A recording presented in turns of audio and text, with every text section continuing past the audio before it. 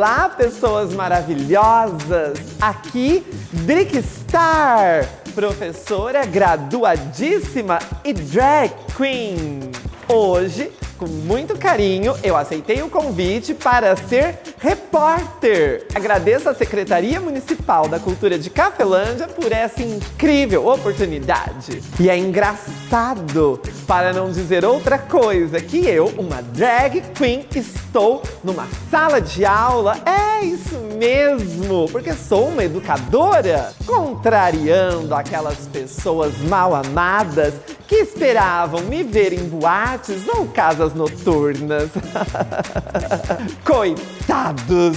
Sempre menosprezando a capacidade e a inteligência humana. Mas enfim, eis que aqui estou, no meu habitat, a sala de aula. E que melhor lugar para se estar, onde vamos debater um assunto tão importante para a educação de uma sociedade, que é o fim do racismo. E para ter uma super conversa comigo, nós chamamos nada mais e nada menos que o doutor Tiago Rodrigues Cardim, o promotor de justiça aqui de Cafelândia. Afinal, é um dever de todos nós, cidadãos de bem, colocarmos um fim ao preconceito racial. Nós, pessoas de bem, maravilhosas, homens, mulheres e drag queens, não podemos e nem queremos mais conviver numa sociedade preconceituosa. Por isso, presta atenção nessa entrevista mais que fantástica. Vem comigo, mas só quem é do bem. Olá, Tiago, seja muito bem-vindo. Eu agradeço em nome da Prefeitura Municipal de Cafelândia e também da Secretaria Municipal da Cultura. Muito obrigada! Eu que agradeço, é um prazer enorme estar aqui conversando com você hoje sobre um tema tão importante e tão urgente que é o combate e o enfrentamento ao racismo. Com certeza, eu já vou assim aqui tirar todos os pronomes de tratamentos especiais, os doutores, senhores, né? Para que nós possamos ter uma conversa assim bem mais íntima, você e eu, tudo bem? Com certeza. Bom, a primeira pergunta e a mais importante de todas dessa entrevista é: o que você achou da minha maquiagem? Essa maquiagem, eu acho que ela pode, assim, distrair um pouco os advogados e o juiz, você não acha? Eu espero nunca enfrentá-la no julgamento. Com certeza eu perderia. Eu acho que é por isso que eu não me tornei advogada. Não é porque eu não passei na OAB, é por uma questão de maquiagem. Bom, mas para começarmos, não é? Eu gostaria que você me dissesse, o racismo, ele é um crime? E se ele o é, quais são as penas cabíveis para aqueles indivíduos que o praticam? Bom, ótima pergunta. É muito importante que a sociedade saiba que racismo é crime previsto em lei. É uma lei de 1989, Lei 7.716, que traz os chamados crimes referentes aos preconceitos de raça, cor, religião e etnia. Essa lei prevê crimes de 1 a 5 anos, crimes inafiançáveis e imprescritíveis. A Constituição Federal diz que qualquer crime referente a racismo não prescreve, ou seja, pode ser punido mesmo que a gente descubra, por exemplo, seu autor muitos anos depois, e também são inafiançáveis. Por exemplo, a autoridade policial, o delegado não pode arbitrar fiança. Sempre que uma pessoa é presa por um crime de racismo, deve ser levada até a presença de um juiz que vai decidir se a pessoa responde o processo preso em liberdade. Ou seja, não tem como pagar essa liberdade. Exatamente. A pessoa ela vai presa. Exatamente. E essa lei, por exemplo, alguns exemplos de racismo que a lei prevê. Sim. Um estabelecimento comercial impedir o acesso de uma pessoa em virtude de sua cor, de sua religião, de sua etnia. Uma faculdade impedir o ingresso de um aluno em virtude de sua cor, religião, etnia. Acesso a empregos, seja em emprego público, seja emprego a empresa que não admite de forma alguma, por exemplo, a população negra dentre seus empregados. Tudo isso é crime de racismo previsto nessa lei federal. Perfeito. Mas, Tiago, me fala uma coisa. Como como que uma pessoa negra, pode comprovar que ela sofreu, que ela foi vítima desses crimes? Você deu vários exemplos, né? Então, tipo, como é que ela pode comprovar que ela não foi contratada num trabalho ou ela não conseguiu entrar numa escola, numa faculdade por ser negra, né? Como que ela pode provar que ela sofreu este crime? Quais são os caminhos que ela deve seguir? Como isso acontece? Bom, essa comprovação realmente é muito difícil e por isso não deve ficar nunca a cargo da própria vítima. A gente não deve colocar essa responsabilidade nas costas da vítima. O que a gente orienta é uma pessoa negra que, por exemplo, se sente preterida dentro de um emprego em virtude de sua cor, ou dentro de uma universidade, procurar as autoridades, seja a Polícia Civil, seja o próprio Ministério Público, para que as investigações ocorram, para que a gente consiga investigar. Essa universidade tem algum negro estudando? Se não, por quê? Está sendo impedido o acesso de alguma forma de negro? Essa loja está impedindo o acesso de negros? Ou de que forma ele está recebendo clientes negros? Por exemplo, a gente recentemente teve o caso de uma grife famosa, que cada negro que ingressasse na loja como cliente, o segurança ficava do lado olhando, como se a pessoa fosse mais apta, por exemplo, a cometer furto nessa loja. Então, tudo isso é caso de racismo, que é competindo ao Ministério Público, à Polícia Civil, às autoridades, essa investigação. Você, trabalhando na promotoria, como que você sente?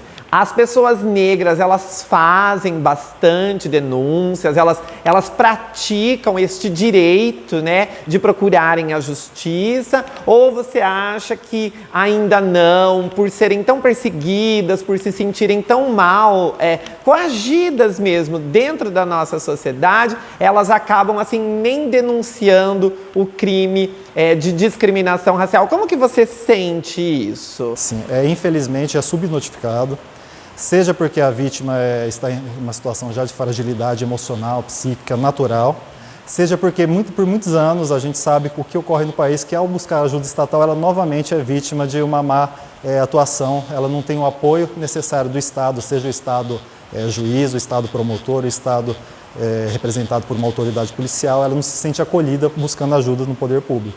Então a primeira coisa que a gente tem que mudar, a gente tenta mudar pelo menos dentro do Ministério Público, é a mentalidade do agente estatal, a mentalidade de quem deve orientar, acolher essa vítima, para que ela se sinta fortalecida para levar a denúncia adiante. Eu queria que agora você me falasse por que o racismo, essa coisa desagradável, existe na nossa sociedade. Por que o racismo existe num contexto cultural, né? Por que ele está inserido na nossa cultura de formação, né? Na nossa educação? Bom, eu acho que a questão é histórica.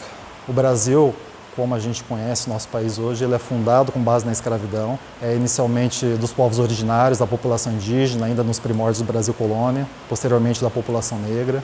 O Brasil foi o último país da América a abolir a escravidão, e mesmo essa abolição veio pela metade, veio de uma forma muito, muito mal feita. Apenas para se ter uma ideia, ao invés dos negros escravizados receberem indenizações pelos anos de escravidão, quem foi indenizado foram os senhores escravos. Os negros saíram, perdão da expressão, mas com uma mão na frente e outra atrás, sendo jogado nas grandes favelas, jogado em subemprego, seja na lavoura, seja nos grandes centros urbanos.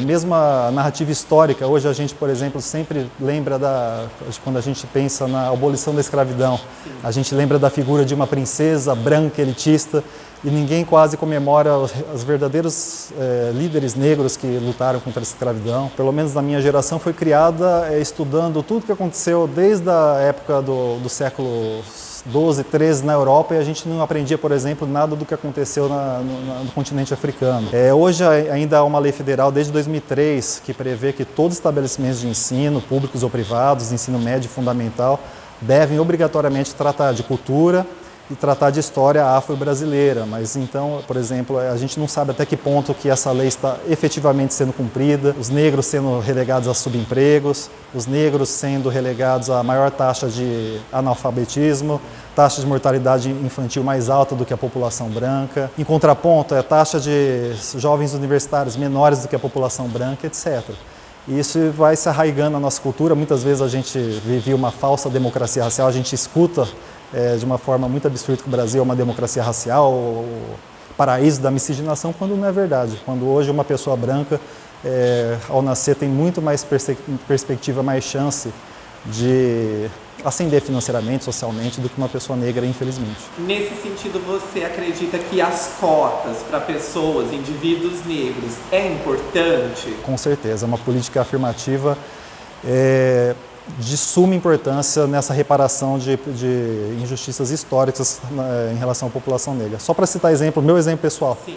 Eu, em 2002, eu ingressei na universidade pública, na Unesp, fiz Unesp, e na época não tinha cotas. Embora fosse uma universidade pública de 110 alunos, tinha 2 negros. 2 negros numa universidade pública, repito, de direito. Hoje, felizmente, a Unesp tem cotas. Mesma coisa no Ministério Público. Hoje, felizmente, o Ministério Público do Estado de São Paulo já prevê as cotas. Mas quando eu entrei no meu concurso em 2012, 96 promotores e promotoras de justiça aprovados, 2 negros, um negro e uma negra. Deixa eu te perguntar aqui uma outra coisa, uma pergunta bem discreta.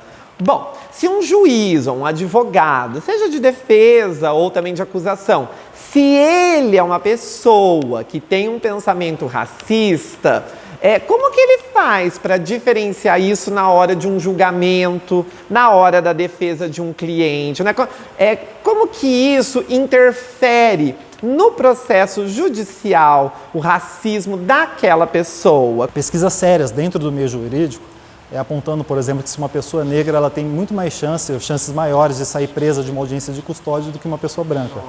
Porque mesmo que uma pessoa, um juiz, um promotor ou um delegado não seja abertamente racista, como você mesmo disse, a gente vive numa sociedade estruturalmente e culturalmente racista.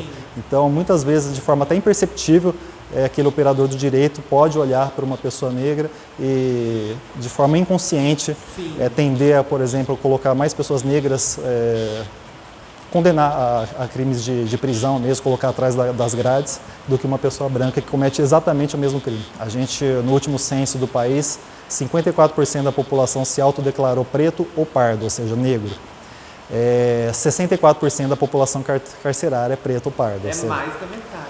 Em contrapartida, apenas 12% dos universitários são negros. Dentre 1% da população mais rica, apenas 17% é negro. É muito estranho porque os dados contrapõem e meio que já mostram o que está acontecendo. Escancaram o racismo da nossa sociedade. Exatamente, a verdade é essa. Clara, né? Não tem Os dados escancaram que a nossa sociedade, infelizmente, é racista.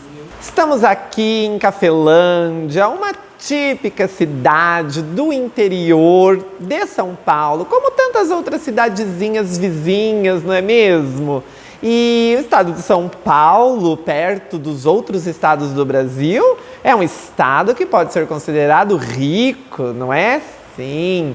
E Cafelândia, ela é tida como uma cidade muito acolhedora, uma cidade amiga, onde todas as pessoas se respeitam, se amam e se tratam com muita cordialidade. Mas eu gostaria que você me dissesse se você sente, se você acha que Cafelândia é uma cidade racista, se existe este comportamento de discriminação racial aqui no nosso município, apesar de todo mundo achar que todos aqui são amigos e muito acolhedores. O que você sente? Me fala. Concordo que Cafelândia tem um povo acolhedor, amigável. Estou aqui já há 8 anos, sempre fui muito bem tratado e tive ótimas referências e continuarei tendo de Cafelândia. Mas o fato é que Cafelândia faz parte do estado de São Paulo, um estado inegavelmente racista, faz parte do Brasil, um país absurdamente racista, então não há outra conclusão a não ser que Cafelândia é sim uma sociedade racista. É uma conclusão difícil, mas é o primeiro passo para a gente tentar melhorar. Assumir. Isso. Nos meus anos na frente da promotoria de Cafelândia, já estou aqui já faz 8 anos, eu já trabalhei com crimes de injúria racial, crimes de pessoas ofendidas pela cor da sua pele, caso até de uma irmã mais clara que ofendeu seu próprio irmão apenas por parte de pai pela cor da sua pele. Da própria família. A gente já trabalhou com casos de racismo religioso que acontece muito em relação às religiões de matrizes africanas, centro de Umbanda, por exemplo, aqui em Cafelândia. Mas mais do que esse racismo escancarado, esse racismo que para nas portas da promotoria, que a gente vai para a questão criminal, a grande questão é o racismo sutil, mais velado, que acontece, que é quase invisibilizado e até por isso mesmo é mais difícil de ser enfrentado. Por exemplo, quantos médicos em Cafelândia são negros? Quantos advogados são negros? Do outro lado, vamos ver no subemprego. aqueles que estão sem carteira assinada, qual é a população negra? Vai ser muito maior do que a população real de Cafelândia. Até mesmo no comércio a gente detecta isso, né? Quantos donos de estabelecimento comercial são negros e quantos funcionários também são. Exatamente. Muitas vezes, inclusive no comércio, mesmo os funcionários, a gente vê poucos negros. Eles preferem colocar os negros em fábricas, atrás do público, do que na frente do público. Então, esse racismo, por ser invisível, por ser velado, é muito mais difícil de ser combatido. Como está aqui em Cafelândia a organização da comunidade negra? Existe uma frente de militância? Os indivíduos negros já se organizaram socialmente? Como está esse setor na sociedade cafelandense? Pelo menos até onde eu saiba, e peço desculpa se essa não for a realidade, mas não existe em Cafelândia uma sociedade civil organizada no enfrentamento ao racismo. Tá? Embora a gente conheça lideranças negras da sociedade civil, lideranças negras à frente de associações religiosas, mas organizada no enfrentamento ao racismo, pelo menos eu desconheço. E a importância da gente ter essas lideranças, essa sociedade civil organizada, é justamente na cobrança de políticas públicas efetivas de promoção da igualdade racial e de enfrentamento ao racismo.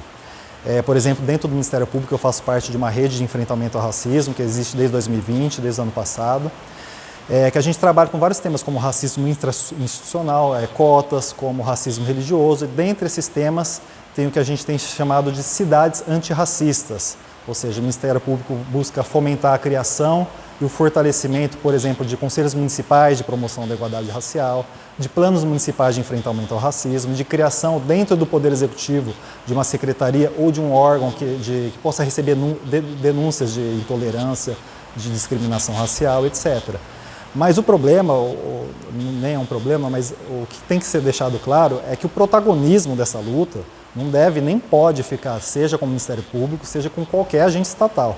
O protagonismo deve sempre ficar em mãos da sociedade civil organizada, da comunidade negra, que é quem possui o lugar de fala, que é quem possui historicamente, foi vítima de todas as injustiças, as violências, as intolerâncias decorrentes da cor da sua pele. Então, o Ministério Público, a Promotoria de Justiça de Cafelândia está de portas abertas para a sociedade civil, para a comunidade negra da nossa cidade, para que, caso ela queira, a ajuda do Ministério Público para se organizar, para criar, para fortalecer, para fomentar a criação desses conselhos municipais, desses planos municipais, mas sempre, repito, deixando o protagonismo na mão da comunidade negra. Tiago, como a sociedade pode combater e inibir o comportamento racista? Em primeiro lugar, é preciso a gente deixar claro que o racismo existe. Boa parte da sociedade ainda não admite a existência do racismo. Reconhecer a existência do problema. Você é uma pessoa de bem, uma pessoa que realmente prega pela igualdade material, tem que reconhecer que, se você é branco, que a pessoa negra tem menos possibilidades do que você. Você é um privilegiado. Então, o primeiro passo é reconhecer a existência do problema para que a gente possa combater. Segundo lugar, é não tolerar qualquer ato de discriminação racial, injúria racial, ofensas, não tolerar piadas de mau gosto, não confundir de forma alguma liberdade de expressão com cometimento de crime, ou seja, principalmente isso ocorre nas redes sociais. Sim. A gente acha que pode fazer piadas em relação à cor da pele da pessoa, em relação à sua orientação sexual. Isso é crime, na verdade.